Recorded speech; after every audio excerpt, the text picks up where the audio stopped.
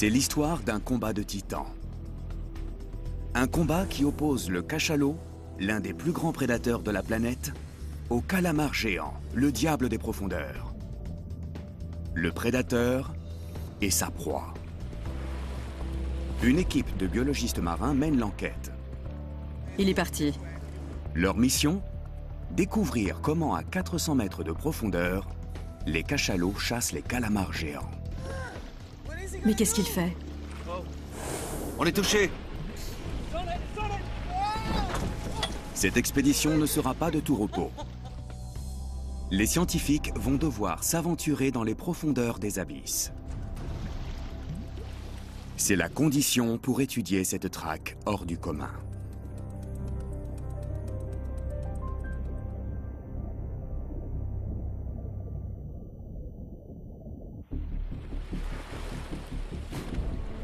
Dans le golfe de Californie, un groupe de chercheurs va tenter de fixer une caméra sur un animal mythique. Le grand cachalot. Sa proie préférée, le calamar géant. Un énorme céphalopode vif comme l'éclair. La chasse a lieu à plusieurs centaines de mètres de profondeur. Personne n'y a jamais assisté. C'est l'un des grands mystères de la nature. Le filmer serait une avancée considérable. C'est bon, c'est bon, c'est bon. Avance un peu plus. Avance un peu plus. La tâche ne va pas être facile. Il faut que ça tienne. Mince. Ça ne marche pas notre truc. Ça ne marche pas du tout.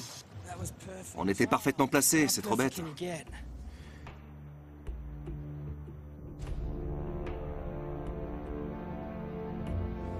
Diane Gendron étudie ces animaux depuis 1997. Elle en a identifié plus de 800. Il y a un tout petit et un adulte. Rendell Davis est expert en caméras et en capteurs marins. Il les arrime sur les cétacés pour découvrir leurs secrets. C'est comme lorsqu'on selle un cheval pour la première fois. C'est nouveau et ça l'effraie. Ryan Johnson est biologiste marin. C'est lui qui va attacher la caméra sur la perche. C'est sa première rencontre avec ce cétacé légendaire. Ce sont les plus grands prédateurs des océans. On a beaucoup de chance de pouvoir les approcher d'aussi près. Leur quête est aussi dangereuse que celle du capitaine Ahab dans l'histoire de Moby Dick d'Herman Melville.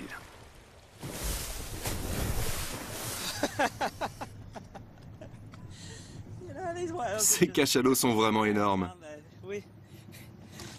On se croit très fort, mais on n'a même pas réussi à en marquer un petit.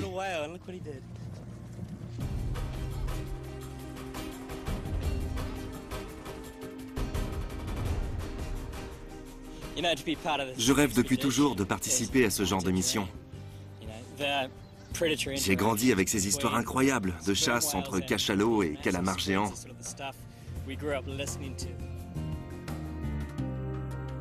Le golfe de Californie est un vrai paradis pour les cétacés.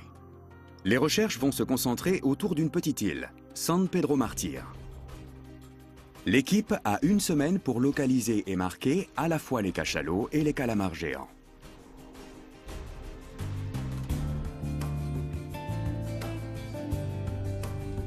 Cette expédition est le point déterminant d'un programme de recherche mené par Diane et Rendell.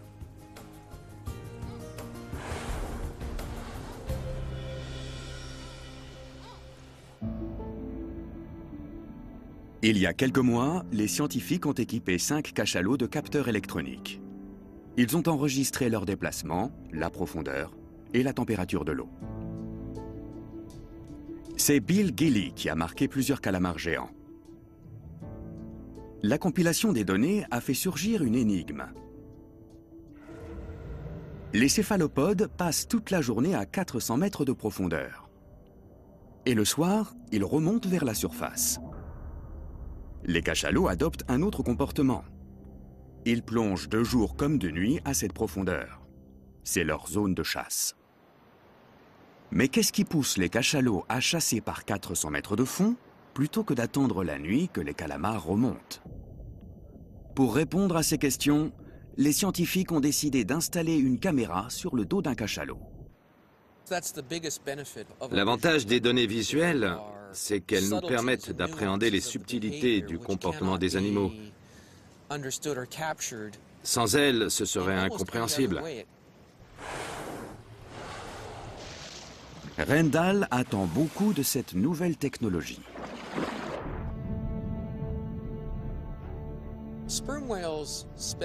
Les cachalots passent la plupart de leur temps dans une zone comprise entre 200 et 1000 mètres de profondeur. On sait très peu de choses sur la faune qui y vit. Mais c'est là que les cachalots chassent leur proie. Cet animal de 20 mètres de long est parfaitement adapté aux fonds abyssaux.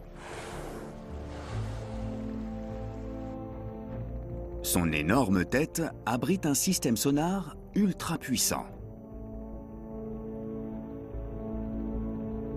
C'est une masse de tissu adipeux, appelée organe du spermacétie. Elle lui permet de produire des impulsions sonores, appelées cliquetis ou clics. Chaque impulsion est amplifiée par une série de lentilles acoustiques. Celles-ci concentrent le signal en un faisceau directionnel. Aucun animal au monde n'émet de son d'une telle intensité. Les clics peuvent avoisiner les 230 décibels. Les cachalots communiquent entre eux à des kilomètres de distance. Ils peuvent également localiser des objets, en écoutant leur écho. Ainsi, même dans les fonds privés de lumière, le cachalot perçoit son environnement grâce au son et peut traquer ses proies. Le calamar est lui-même un prédateur hors pair. Il pèse en moyenne 50 kg pour 2 mètres de long.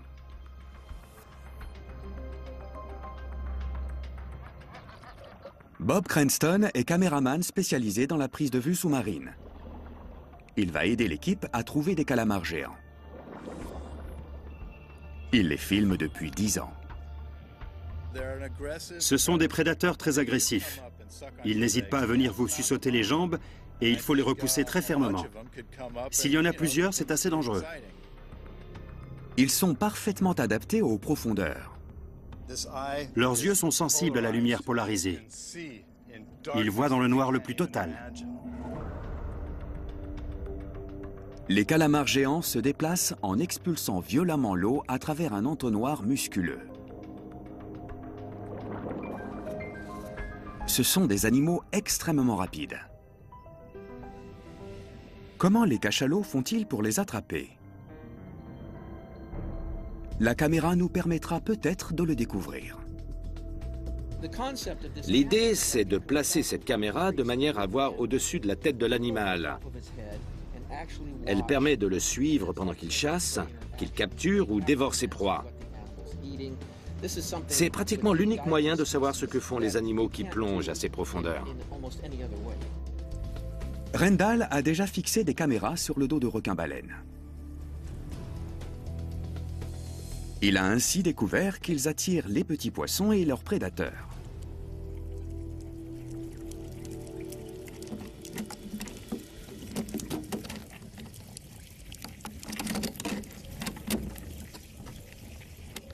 La caméra est un concentré de technologie. Elle est équipée d'une diode électroluminescente et d'un hydrophone. Comment on fait pour l'arrimer sur le cachalot? Les calamars géants utilisent des ventouses pour saisir leurs proies et les attraper.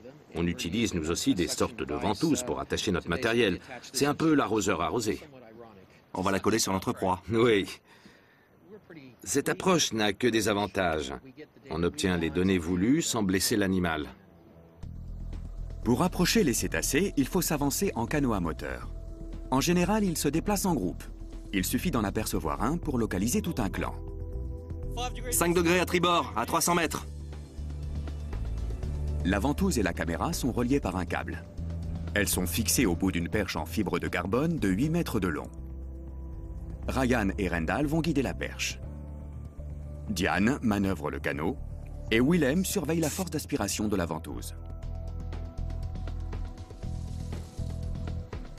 Il y en a 3 qui viennent de plonger.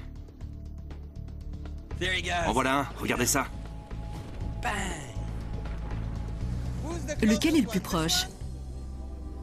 L'équipe est tendue. Comment les cachalots vont-ils réagir?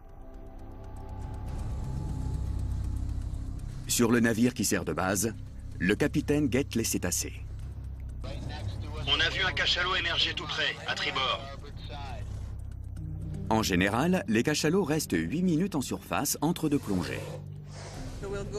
On va s'approcher doucement pour qu'ils s'habituent à nous, les suivre et puis tenter notre chance.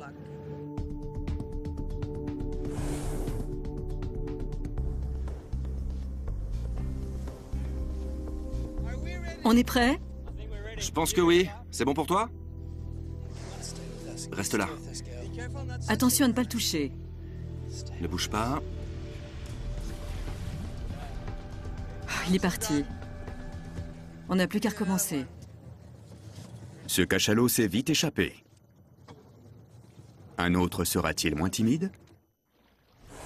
Un deuxième candidat émerge à 100 mètres de là.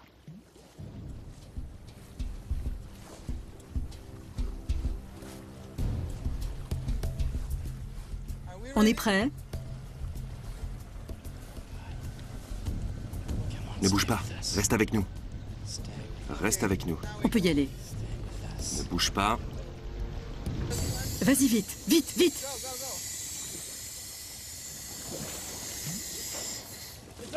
Ça y est! Ça va? Ouais. La deuxième, c'était la bonne. On a eu du bol! Une sacrée veine, oui. Le voilà! Il aime pas ça. Je n'ai pas vu la caméra. Elle est puissante, cette ventouse.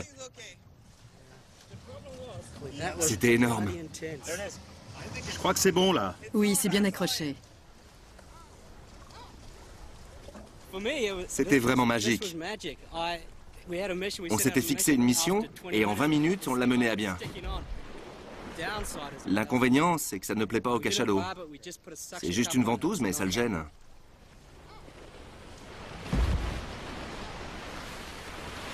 Oui, c'était un sacré stress. Quelques minutes plus tard, l'enthousiasme de l'équipe retombe. Le cachalot s'est débarrassé de la caméra. Là-bas, elle est revenue à la surface. Il va falloir vérifier son état et comprendre les raisons pour lesquelles elle s'est décrochée.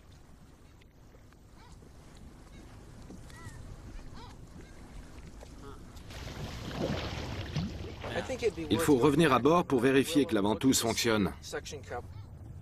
L'équipe découvre aussi que l'opération n'est pas sans risque. J'ai eu peur qu'on soit renversé. J'ai cru que Ryan avait été touché, qu'il avait reçu un coup sur la tête, alors j'ai agrippé son t-shirt pour le retenir. Heureusement, il avait juste perdu l'équilibre. Mais on a eu chaud. C'est pas très agréable. La queue du cachalot est arrivée sur Rendal et moi à une vitesse foudroyante. Si on avait réagi quelques centièmes de seconde plus tard,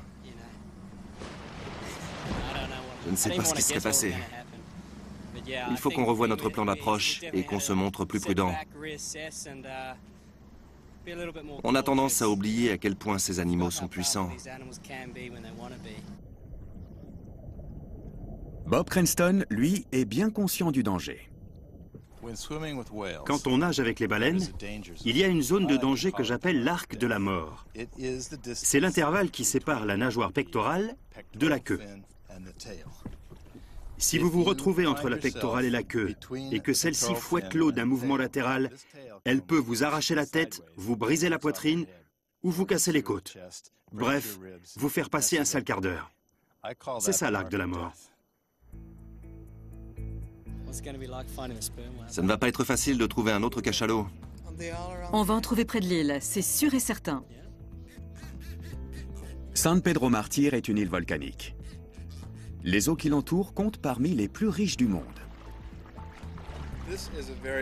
Cet océan est très prolifique parce qu'il est froid. L'eau froide contient plus d'oxygène. En plus, le coefficient de marée est très puissant. Avec le mouvement de la mer, les nutriments sont remués 2 fois par jour.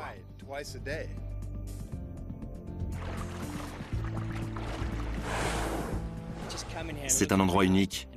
On sent une énergie, une activité débordante.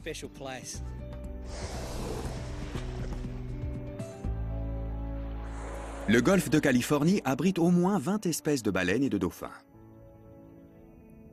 On peut y apercevoir de grands bancs de globicéphales ou baleines pilotes. Les baleines bleues et les baleines grises viennent se reproduire ici. Et les dauphins pullulent. Une aubaine pour les spécialistes des mammifères marins. Diane passe énormément de temps en mer. Elle cherche à comprendre la place des baleines dans cet écosystème. Ce sont des animaux gigantesques, mais on peut les approcher de très près. Ils tolèrent votre présence. Il est là, juste là. Vous le voyez? Regardez, on voit sa mâchoire inférieure. Elle est toute blanche. Il nous a aperçus à la dernière minute. Il a tourné et il a plongé, comme un gentil géant.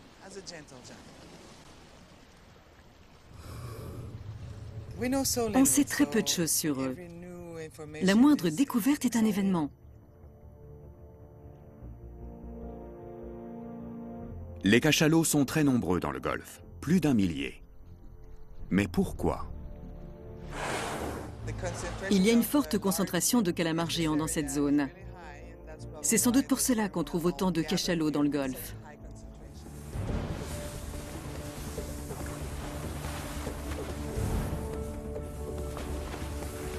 Les grands dauphins accompagnent souvent les cachalots. Les scientifiques sont en bonne compagnie.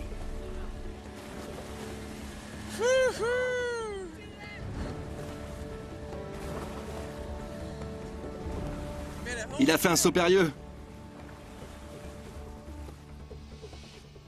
Diane veut examiner la composition chimique de la peau des cachalots. Elle saura ainsi ce qu'ils mangent.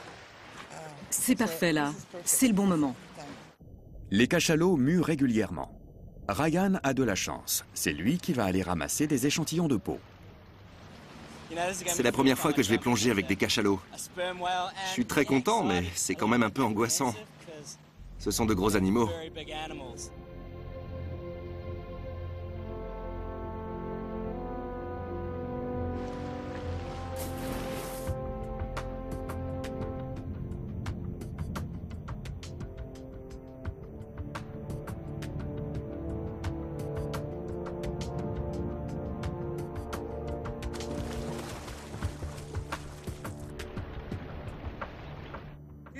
Il a un bout de peau.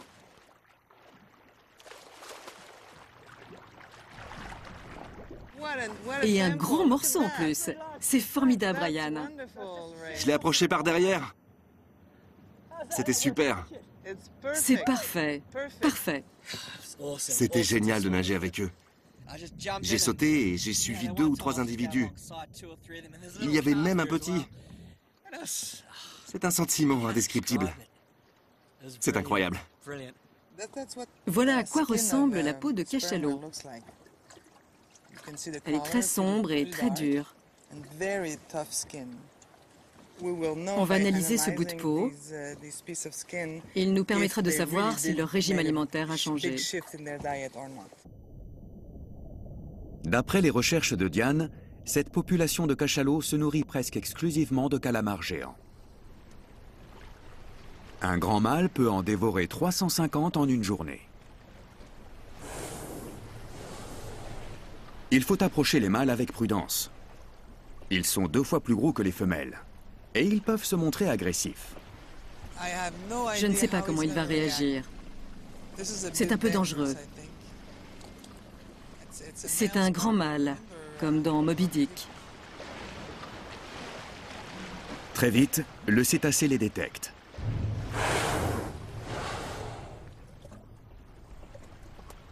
Et à la différence des candidats précédents, il n'a pas peur. Au contraire, il les toise.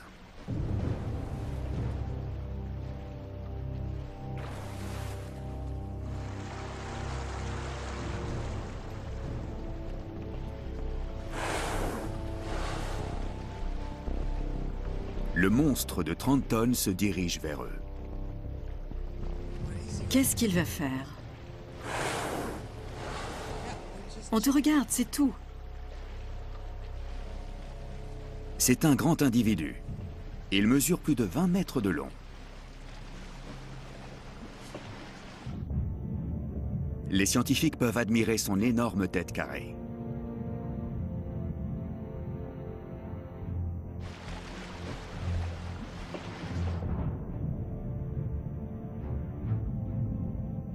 La peau des cachalots est très caractéristique. Elle est ridée. Il s'éloigne.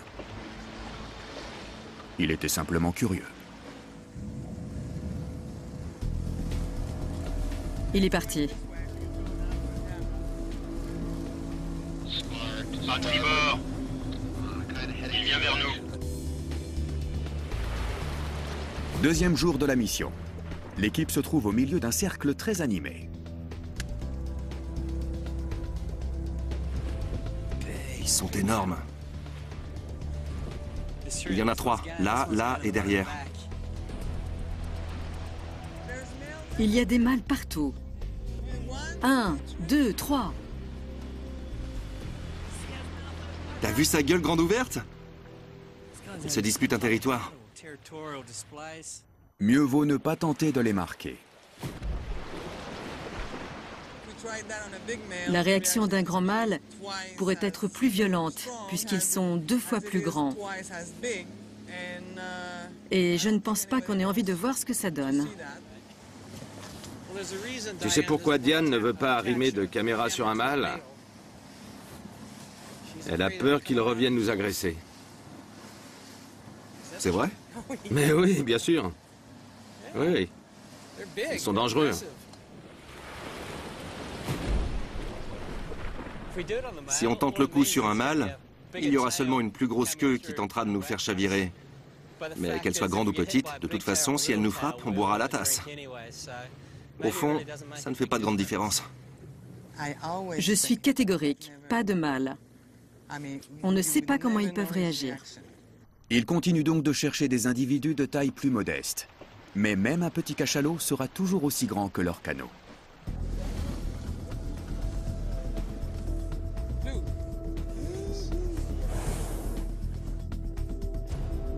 Tu es prêt? Prêt.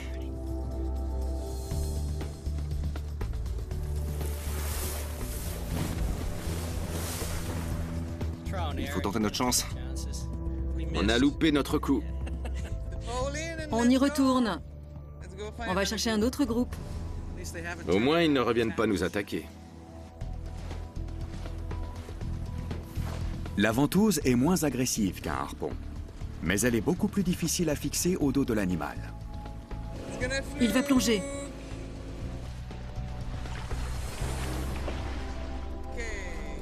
C'est la dernière chance de la journée. Avancez. Avancez. Attention. On réessayera demain.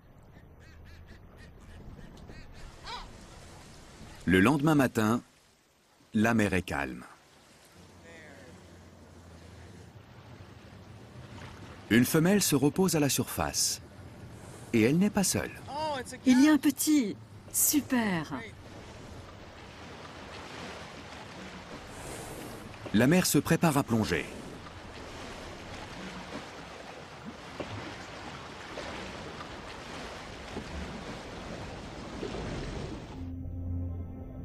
Elle part pêcher dans les profondeurs. Son petit va rester seul pendant une 40aine de minutes. C'est une chance pour l'équipe. Les petits cachalots sont souvent curieux et joueurs. Leur instinct les pousse à suivre tout ce qui ressemble de près ou de loin à un cachalot adulte.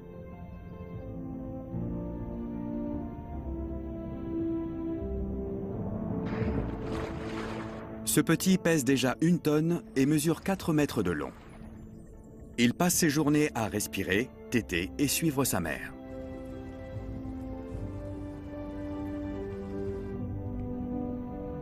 La mère et son petit rejoignent maintenant le groupe.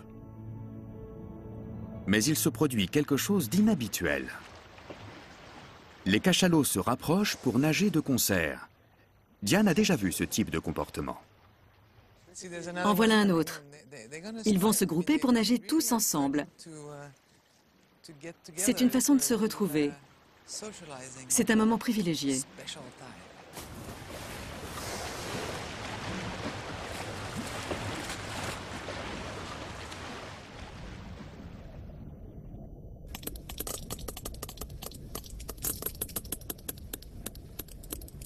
Les cachalots semblent apprécier ce contact étroit. Ils roulent les uns sur les autres. C'est un véritable concert de clics. L'un de ces sons s'appelle coda. Ce sont des séquences de 3 à 20 clics. Ils servent à communiquer avec les autres membres du groupe. Un cachalot entend un son et le répète aussitôt.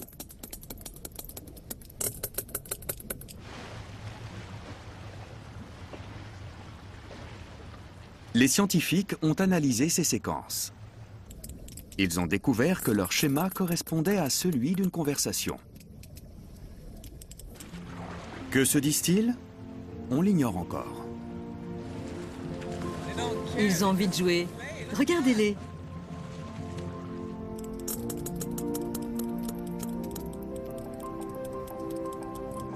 Ils passent un moment convivial.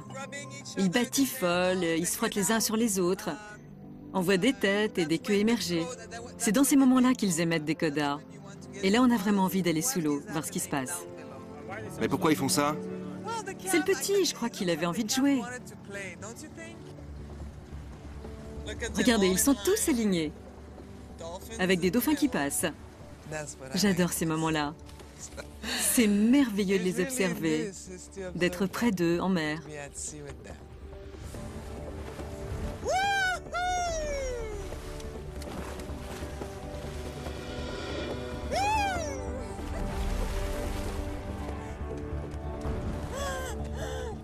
C'est le bonheur ce matin. Après 5 jours de pratique, l'équipe a mis au point une méthode d'approche efficace. Attends. Reste à trouver le bon cachalot. Plus près de la tête, encore. Non. Allez!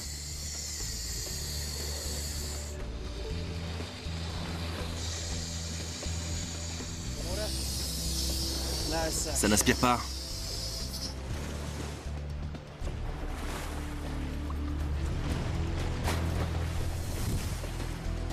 Ça y est! Non, elle s'est détachée. Mince. L'équipe est fatiguée. La perche elle-même commence à montrer des signes de faiblesse. Elle est cassée.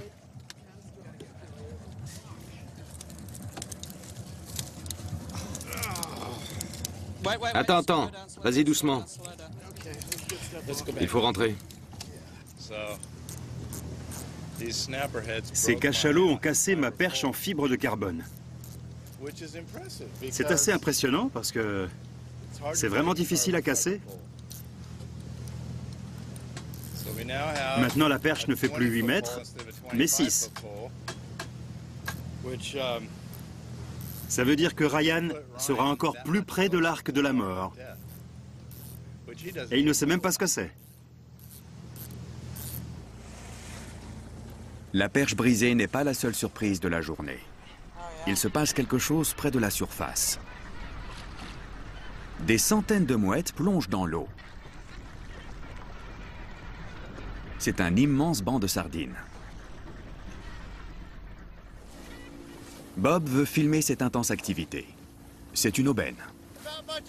Il y a des chances qu'ils disparaissent à notre arrivée. Mais si on arrive à temps, je pourrais peut-être faire quelques plans.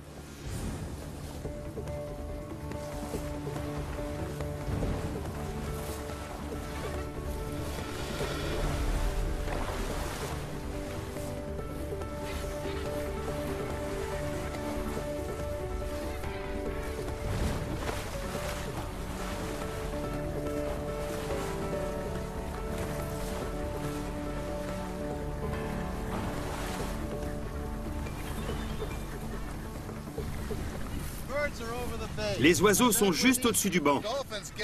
Quand les dauphins vont arriver, ils vont faire remonter les sardines et les mouettes auront leur chance. Nous aussi, peut-être, si on est assez rapide. Ils vont passer près de nous à 100 à l'heure.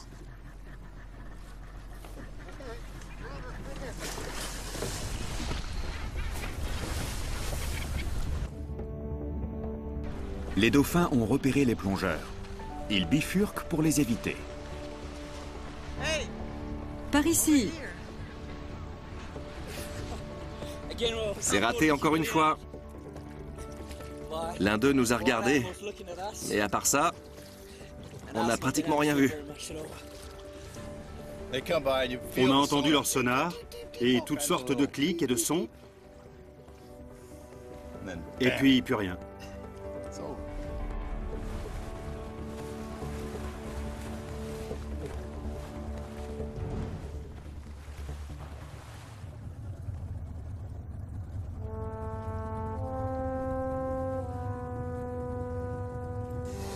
La nuit tombe.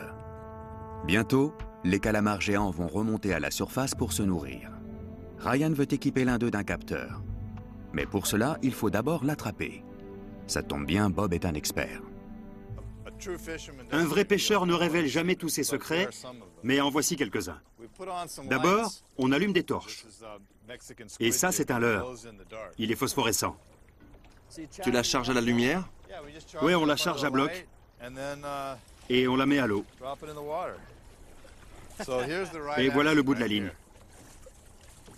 Prends-la. Super. C'est ainsi que les Mexicains pêchent le calamar. Les calamars géants vivent dans les abysses. Même les plongeurs les plus expérimentés ne peuvent descendre à de telles profondeurs. La nuit, ils remontent en vaste banc de parfois plus d'1 millier d'individus.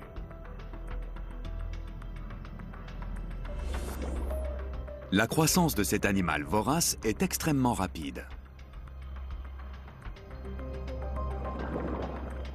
Bob s'est rendu compte qu'il était aussi très curieux. Ces calamars géants sont des machines à manger. Ils dévorent des poissons ou même leurs congénères. Bref, tout ce qui leur tombe sous les tentacules.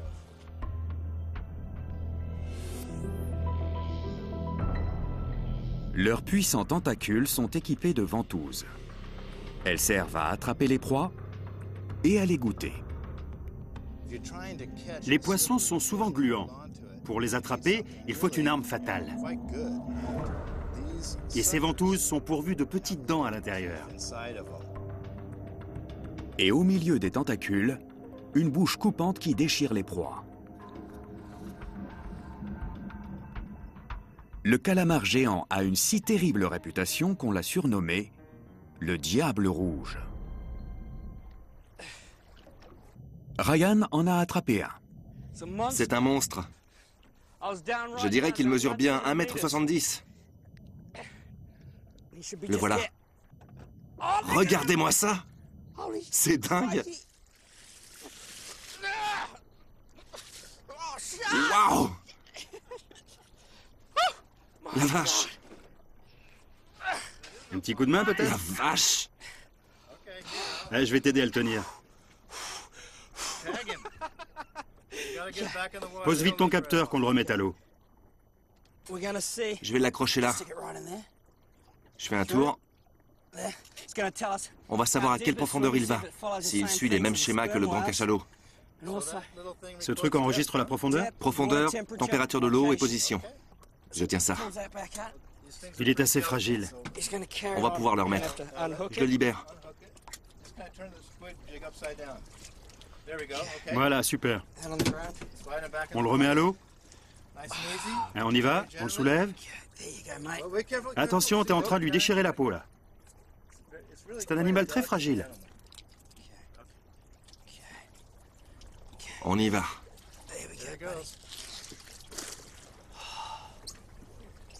Allez, c'est parti. Il ondule, c'est bon.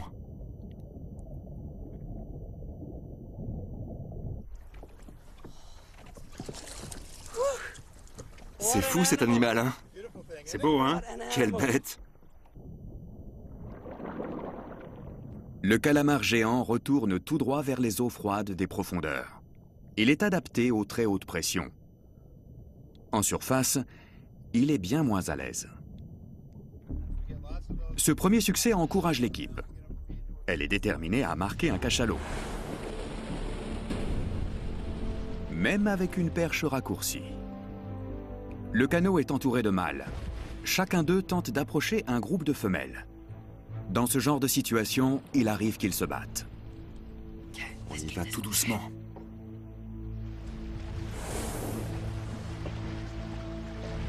L'un des grands mâles se détourne des autres. Le canot semble l'intéresser. Tu t'approches de nous? Je ne suis pas rassurée.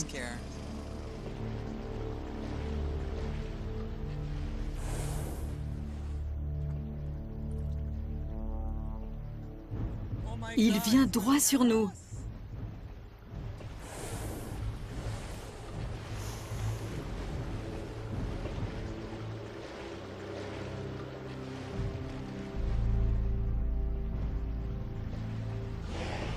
Il va passer à côté.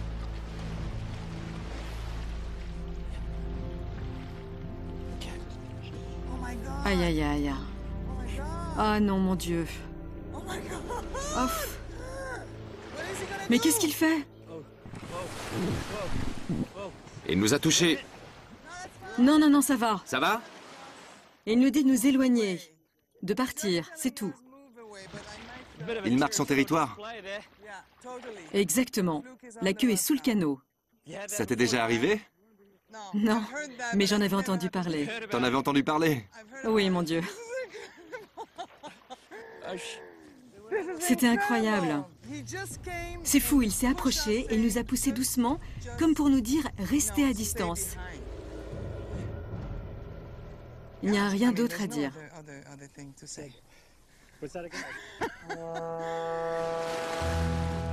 Ils l'ont échappé belle. Le grand mâle disparaît aussi vite qu'il est venu. Les scientifiques décident de chercher un autre groupe. Ils repèrent une femelle seule. Elle se repose en surface. C'est leur dernière chance. On ne va pas te faire de mal. On va juste te mettre une petite ventouse sur la tête.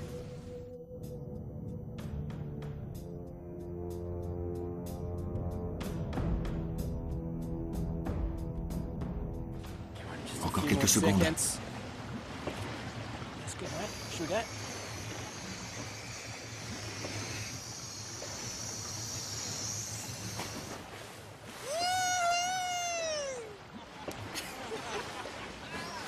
Elle n'est pas contente. Ça a super bien marché. On a trouvé le bon cachalot au bon moment. C'était très facile. Ce cachalot ne s'y attendait pas. C'est le premier de la journée. Avec un gentil géant, c'est facile. Mais quand on essaie plusieurs fois et que ça ne marche pas, c'est rageant. Mais là, ça ne s'est pas décroché. Ouais, c'est génial. Bon, qu'est-ce qu'on fait maintenant, Rendal? On en équipe un autre. Non, avant ça, il faut localiser cette caméra. Elle a un émetteur satellite et radio. On pourra la récupérer dès qu'il remontera, d'ici 24 heures.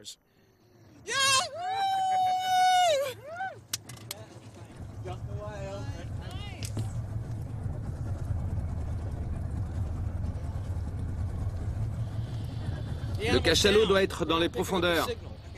Rendal guette le signal radio. On attend que le cachalot marqué remonte à la surface. Il n'y a pas encore de signal à la surface. C'est une bonne nouvelle. Si la caméra s'était détachée, elle serait remontée et son émetteur se serait déclenché. Si on n'entend rien, c'est qu'elle est sûrement encore fixée sur l'animal. 10 cachalots sont remontés. Ils forment un groupe compact. On voit bien qu'ils restent ensemble. Mais si on regarde de près, on remarque que certains sont face à face. Est-ce une réponse à l'appel de la femelle marquée? Quelque chose les a poussés à se réunir rapidement. Ça, c'est ce qu'on appelle une unité sociale. Ce sont des femelles qui forment un groupe avec leurs petits. Elles vivent ensemble pendant de nombreuses années.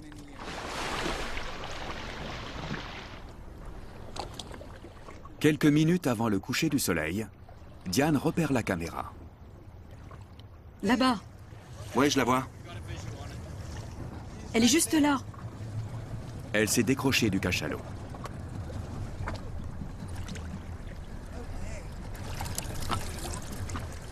Elle est restée en place pendant 1 heure. Pour un premier essai, je suis plutôt satisfait. Quand ça marche, on est à la fois heureux et surpris.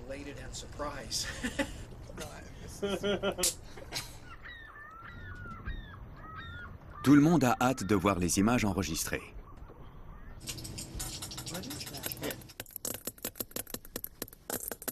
Les données indiquent que la femelle a plongé à 300 mètres. Elle s'est déplacée à une vitesse de 3 km/h.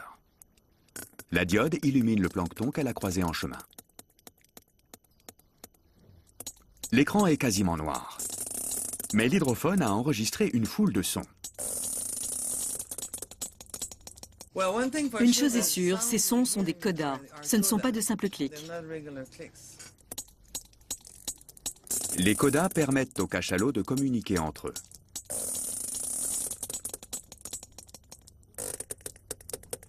Le cétacé est ensuite remonté à la surface, vers la lumière. Et surprise, il n'est pas seul. Qu'est-ce que c'est? Il y a plus d'un cachalot. Regardez, il y en a un là. Ils nagent tous ensemble. Ils se tiennent très près les uns des autres. C'est magnifique. Il y en a un qui nage à l'envers. Il bouge à peine. On dirait qu'il plane. C'est bien filmé, hein. C'est fou, l'homme peut être remplacé par une ventouse. C'est incroyable. On en voit 5 dans le cadre. 6 même.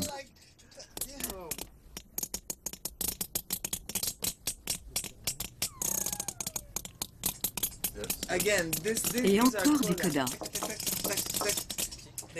Ils se sont rapprochés parce que cette femelle a un problème. Ils sont venus pour l'aider. L'autre cachalot se tient vraiment tout près d'elle. Il essaie peut-être de la débarrasser de la ventouse.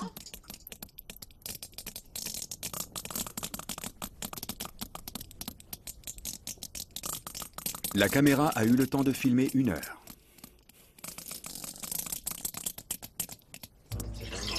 Cette étude est une nouvelle fenêtre ouverte sur le monde des cachalots. À l'avenir, ce dispositif permettra de les accompagner dans les profondeurs. Je pense que le groupe escorte le cachalot que nous avons marqué. La femelle a dû être surprise. Elle a envoyé des codas aux autres pour leur dire qu'elle avait quelque chose sur le dos. Les images montrent un groupe uni. Les cachalots se portent mutuellement secours et communiquent en permanence. Elles montrent aussi que les cachalots chassent dans l'obscurité totale. Ils se servent de leur puissant système d'écolocalisation. Mais pourquoi chassent-ils de nuit dans les profondeurs alors que les calamars géants sont en surface? L'équipe a maintenant une petite idée sur la question. Elle a reconstitué la traque à partir de toutes les données collectées sur les cachalots et les calamars géants. Voici ce qui se passe. 18 heures. Les cachalots sont en surface. Ils se reposent et accumulent de l'oxygène dans leurs muscles. Bientôt, ils seront prêts à plonger. À 400 mètres de profondeur, une colonne de calamars géants est en train de remonter à la surface. C'est là que se trouvent leurs proies, les poissons. Chaque nuit, les poissons des profondeurs remontent pour se nourrir de plancton.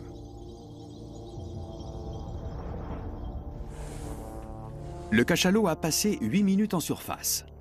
Il prend sa respiration et plonge. Il descend droit vers les abysses. Il ne marque aucun arrêt en chemin.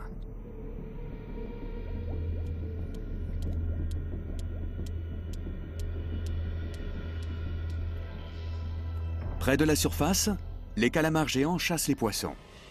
C'est une activité épuisante car ils supportent mal cette eau trop chaude pour eux.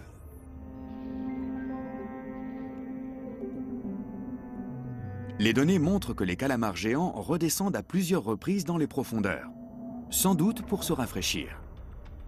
Ils reprennent des forces avant une nouvelle incursion à la surface. C'est là que les cachalots les attendent. Les capteurs montrent qu'ils patrouillent dans cette zone à 400 mètres de profondeur. Ici, le taux d'oxygène est extrêmement bas. Il n'est que de 10% par rapport à la surface. Et c'est un problème pour les calamars géants.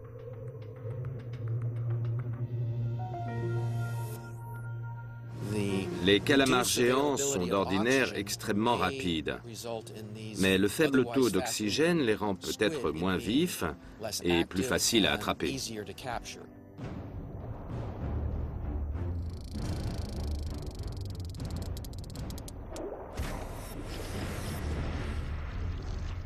Les cachalots s'attaquent donc à eux quand ils sont les plus vulnérables.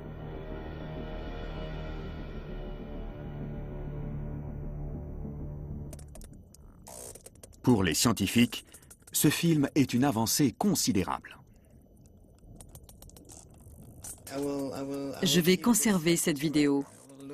Je vais la regarder encore et encore. Je suis bluffé par ce qu'on a recueilli. Je ne m'attendais pas à voir autant de choses. En regardant ces images, on se rend bien compte que ces animaux essaient de s'entraider. Ils forment une véritable famille. Ce sont des animaux merveilleux. Nous ne comprenons pas les sociétés qu'ils forment, mais on sait qu'ils ont besoin les uns des autres. Les scientifiques n'ont pas réussi à filmer des cachalots traquant les calamars géants comme ils l'espéraient. Mais leurs efforts n'ont pas été vains.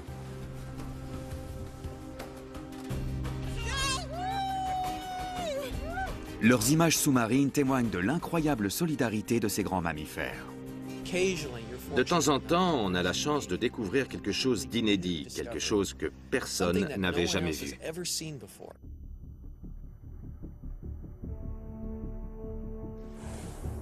Un jour, peut-être, des caméras parviendront enfin à filmer cet incroyable combat abyssal entre cachalots et calamars géants. Mais pour l'instant, son déroulement demeure un mystère.